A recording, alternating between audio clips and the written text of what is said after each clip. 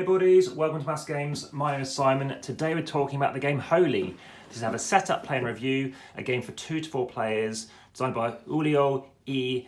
Nazario, and this is the art by Vincent Duret. It's by Floodgate Games, and it's a game all about throwing colour over your opponents. It's a competitive game. It takes about an hour to play. It does play on player count. I do recommend it best as a 4. And inside the box, this is a game trays insert. I'm now going to bring out everything you're going to need to play the game. Now, just to let you know, I've got a different camera angle going on because of the structure, let's say, of the game. In this particular game, you are basically reliving the Holi festival, which is celebrated around the world, but in particular, it's known in India, and it is a game whereby you are looking to get the most points, and to do that, you can do a number of things. There are a number of objectives that you can be doing. As you can see, this is a complete setup, so you will see me actually assembling this particular structure. So right now, what you can see me doing is putting in these vertical posts, and these things here, by the way, are something you need to assemble in your first game. So, as you can see, there are 3 tiers. It's an abstract strategy game, and the theme involves, like I said, throwing colour. I personally think the theme is very strong. I love just throwing colour over everyone. You can play as various different people or characters, and these characters can be things such as peacocks, you can be an elephant, you could be a crocodile, and you can be a tiger. And I think personally, it works really well in the sense that I really do feel, as you can see, I'm giving a review as I do this, just because it's important to show you how to set this up. Because for some reason, I just feel like it really works. And I even chuck in something a bit more specific, like I'm going to splash you in the face with my paint. So, paint. You can use water balloons, that's a modern thing. You can also use dry paint. You can be using wet paint. Whatever you want to choose to throw, it's up to you. So, even in my town of Reading, the largest town in the UK, you can actually attend a Holi festival. I have yet to attend one, but I'll be very keen to. So there we go, we have our complete structure, and as you can see, everything is in shot, everything is visible, and everything will be effective. I can even bring this slide up a bit more to give more depth in terms of shadow. So you're also going to need, obviously, a score track. We can leave that out of shot for the time being. And depending on who's playing as which colour, again, it makes no difference, but I have played as all the colours, and I have played all player counts. We're going to give them these 13 cards. So everybody's going to take a deck of their cards, they're going to shuffle them, and they are going to draw 1 card. That's going to be a starting card, which for the first round, everybody can see it because it shouldn't make much difference. And just to let you know, these either can be this way up to give you A, B, C, D, E, F, or they can be this way up, which I think most of the time is fine. It's just to let you know where you're placing it if you are jumping up, which I'll talk about. And this particular game, you always start in the bottom level. So you can take out your respective pieces. Again, here are those little characters I mentioned. Place them into the corner spaces. And then you can get points depending on where you are throwing colour. On the bottom level, you will score 1 point at the end of the game if your colour piece is there. On the middle level, you'll score 2 points if, again, at the end of the game, your piece is there. And based on the same logic, 3 points in the top level. You're also going to have whoever starts first is going to say start player marker. And you are going to take some colour tokens, respecting, obviously, when you score points. And should you get, obviously, more than 50, you flip it over. We've even had people go over 100.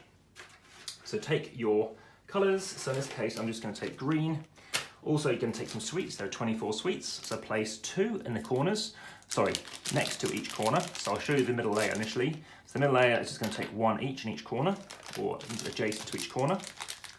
And if it's your first game, you may choose to not play with any objectives. It's a hidden thing or something which is randomised each game and allows you to have certain other scoring conditions. They recommend 2 and maybe even 3. So I've never played with 3, I've always stuck with 2. And even for base games, I tend to stick with 2. But I've made sure I've played through the entire deck, so I've played with unique ones each time. And if you ever have a card saying rule on it, I'll give you some examples in a second, then make sure you only have 1 rule card. So all those sweet tokens will be placed. So make sure there are obviously 2 on the bottom level. Because if you have the most sweet tokens, then you will score 5 points for each player with fewer sweet tokens than you. So in a 2 get to play a game, that's important.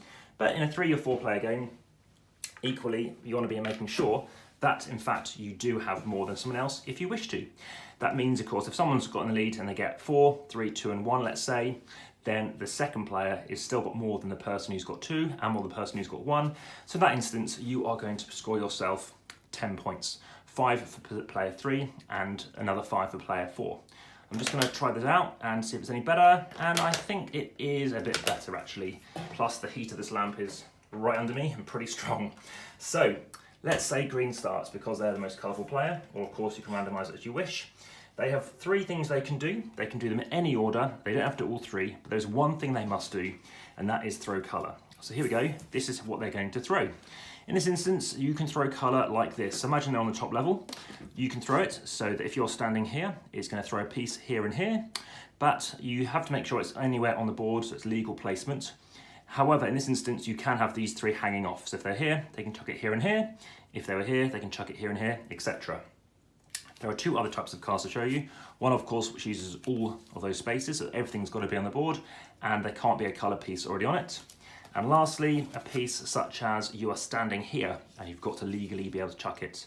Now, another thing you can do is play a card face down, which means on the level that you're at, you can chuck a playing piece, obviously one of your paint pieces, anywhere you like, as long as it's going to land on the board, and it cannot land on somebody else. And if you play a card face down, make sure your deck is separate your discard pile, because you cannot play 2 cards back to back if they're face down. So that's something to be aware of. So let's say green starts and they can move. So this is green. They can move anywhere they like. You don't have to go in a straight line, so they go anywhere they like. They may want to grab some sweet tokens, they might do something else. And what you're going to be doing is, again, revealing a card. So you could choose to play with the objectives, such as double the value of colour tokens on column spaces, double the value of your colour on other players, something like this. 1 point for each of your colour tokens directly above another of your own. And here's a rule card. So players start with 3 points. As an action, spend 1 point to put any number of cards from your hand on the bottom of your deck and then draw that many cards. So various things you can do. So there are also player aids, which are very good. I think actually they actually define the rules even better. So in this instance, obviously here's taking your turns, here's scoring, I'll talk about it again in a second. And here it is, you must throw colour, you can move, you don't have to do that, and you can do them in any order. And lastly, you can move up. So to move up, you've got to have spaces around you on all 4 sides, and you're going to be in the centre, allows you to move up. You can never move down again. And like I said, that's called climbing up. So climbing up can be good because, of course, you are now throwing colour, and if it lands, the way it's going to work with landing is if you throw colour. So imagine this person has been surrounded by colour, and that's by anybody, so any 4 colours can be used, and now they can move up, and now they're going to throw colour. Imagine they've got to top level. If there's something which is blank underneath them, that will automatically fall down onto the space below. Something else to be aware of is when you throw colour, you might hit someone else, you will score yourself a point, and your colour piece will land in the opponent's little play area, which will be at the end of the game, you'll score 2 points if you happen to have any paint in anybody else's area. That can be important because 2 ways the game can end is either, or at least for everybody eventually, is either you run out of your colour tokens or you run out of your 13 cards. So it's a maximum 13 round game, and it'll end for you, but everyone else still takes their turn. But so far, regardless of player count, it's always ended within a turn or 2. In a 4, it's the only time it's ended maybe 2 turns apart. When you do throw colour, it's called taking a direct hit if you hit someone else. However, if you happen to be standing, say, here, and colour is thrown, I'm just using green as an example, but of course be somebody else's, and it falls through because, of course, there's no colour there, then that is not classed as a direct hit, so you won't be scoring a point. Also, if you are standing beneath another tile, then it will automatically fall through as well if you happen to pick up a tile, because you can move onto a space and either collect sweets, a blank space, or a space with a colour token, and then you'll be taking that colour token. So of course, if it's yours, it goes back to your supply, which means you can have more turns potentially, or you're taking someone else's colour, which of course will be gifting them 2 points at the end of the game, subject to obviously any rule conditions which might change that. That's how the game goes. So like I said, you might want to fight over getting those sweets down the bottom because there's more of them. So if you want to try and get that 5 point swing or more than that, then you might want to fight off down here. In the last game, I actually happened to jump up, let them fight over it. Plus, to be honest, I couldn't even legally place any of my remaining cards.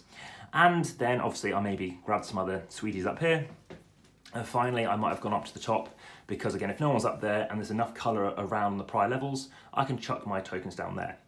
So what I think of the game, I give this above average. I give this current rating about a 7.3, which is higher than the present rating, and I really do enjoy it. I love this abstract game. It's going to go on my abstract strategy playlist. It's going to go in obviously the Floodgate Games playlist, the AmassGames playlist, the How to Set Up Play and Review playlist. Highly enjoyable, I do recommend it. Great player aids, they're very effective. Great colour, like I said, I did find it highly thematic, and I hope you found this of interest. Please, of course, hit that share button. Obviously, make sure you hit the like button as well. Let me know your comments on YouTube. And lastly, if you can, head through to Instagram via the description in YouTube, whereby you can follow and see loads of pictures about this. There's over 2,800 posts. Please also follow on Facebook. And lastly, there are occasionally competitions, so please do check back through to see if they're there via Linktree. Lastly, obviously one of the best box art that there is that I have, definitely in my top 5, maybe my top 3. So yeah, very effective in that respect. Like I said, do recommend it. Some people might take a bit longer on their turns, but ultimately you are limited based on basically where the colours are. And that first turn, there's only one thing you can do. So with those 3 cards, you probably only can play 2, and yeah, you're going to swing between how you wish to play it. Very much like, again, throwing colour over other people, that is part of the game, and it's a way that you can be scoring yourself, potentially, yeah, like I said, 3 points. And yeah, if you have any questions, please let me know. But for now, back to the table. And there is Sagrada 5-6 player just had a shot. So if you want to see more, I will be doing a separate video for that too. Thanks for watching, and for now, as I said, back to the table.